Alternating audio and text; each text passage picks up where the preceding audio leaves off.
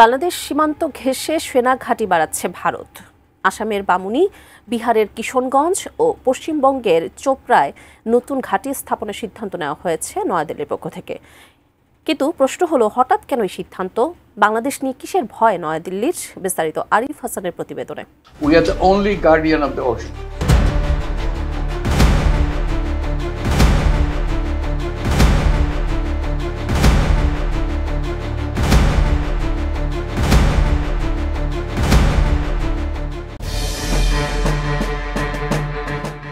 গত এক বছরে পাল্টে গেছে দক্ষিণ এশিয়ার কূটনৈতিক মানচিত্র।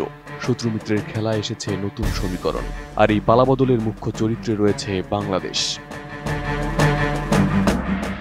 বাংলাদেশে ২৪-এর গণঅভ্যুত্থানে শেখ হাসিনার পতন হলে ভারতের সাথে টানাপোড়েন শুরু হয়, বাড়তে থাকে তিক্ততা।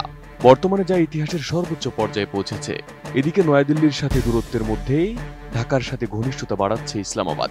পাশাপাশি বেজিংয়ের সঙ্গেও সম্পর্ক আরও পোক্ত হয়েছে, যা দক্ষিণ এশিয়ার শক্তির মানচিত্রে পরিবর্তনের অন্যতম বড় সূচক হিসেবে দেখা হচ্ছে।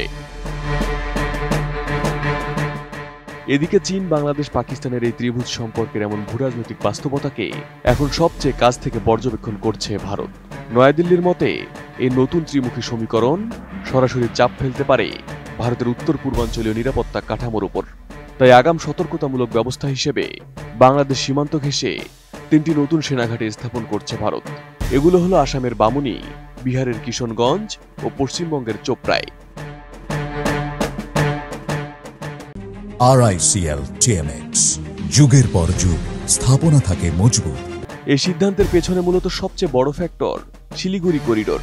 মাত্র ২২ কিলোমিটার প্রস্থের এই সরু অঞ্চলের মধ্যেই মূল ভারত যুক্ত থাকে তাদের ৭টি উত্তর পূর্বাঞ্চলীয় রাজ্যের সঙ্গে। এই চিকেন স্নেক মূলত পৃথিবীর সবচেয়ে সংবেদনশীল সামরিক বোটলনেকগুলোর একটি, যার একদিকে নেপাল, একদিকে বাংলাদেশ, অন্যদিকে ভুটান, আর কিছুটা উত্তরে চীন অবস্থিত। এই করিডোর নিরাপত্তা নিয়েই ভারতের উদ্বেগ আরও বেড়েছে বাংলাদেশের সঙ্গে পাকিস্তানের সাম্প্রতিক কূটনৈতিক যোগাযোগ ঘনিষ্ঠতার পর। বিশেষ করে পাকিস্তান সেনাবাহিনীর joint chief chairman general Shahir Shamshad মির্জার ঢাকা সফর ভারতের নজর এসেছে ওয়ার্নিং সিগন্যাল হিসেবে। পাশাপাশি বাংলাদেশের কিছু অবসরপ্রাপ্ত সামরিক কর্মকর্তা সাম্প্রতিক সময়ে ভারতকে সরাসরি টার্গেট করে মন্তব্য করেছেন, যা নয়াদিল্লির নিরাপত্তা অ্যালার্ম আরও বাড়িয়ে দিয়েছে। ডক্টর ইউনূসের সাম্প্রতিক চীন সফরে ভারতের 7 সিস্টার্স রাজ্যগুলোর সমুদ্র নির্ভরতা নিয়ে যে মন্তব্য তিনি করেছেন, ভারত সেটিকে এক ধরনের কৌশলগত পোস্টার সিগন্যালিং হিসেবেই দেখছে। প্রফেসর ইউনূস বলেছিলেন, বাংলাদেশই উত্তর পূর্ব ভারতের সমুদ্র পথের একমাত্র অভিভাবক। যদিও মন্তব্যটি মূলত অর্থনৈতিক অঞ্চল ও বাণিজ্যিক সম্ভাবনাকে সামনে রেখেই করা হয়েছিল, তবুও নয়াদিল্লি এটিকে কেবল অর্থনৈতিক ব্যাখ্যার মধ্যেই সীমাবদ্ধ রাখেনি। ভারতের দৃষ্টিতে এই বক্তব্যে আঞ্চলিক শক্তি ভারসাম্য এবং কৌশলগত অবস্থান পরিবর্তনের ইঙ্গিতও নিহিত রয়েছে।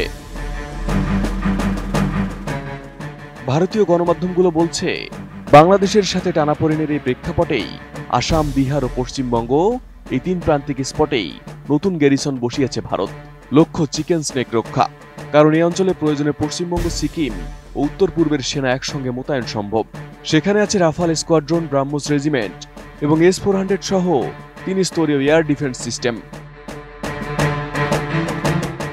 বিশ্লেষকরা বলছেন, নয়াদিল্লি আপাতত যুদ্ধ প্রত্যাশা না করলেও বাংলাদেশকে এখন শুধু আর শর্ট বর্ডার স্টেট মনে করছে না, রীতিমতো হুমকি হিসেবে দেখছে দেশটি।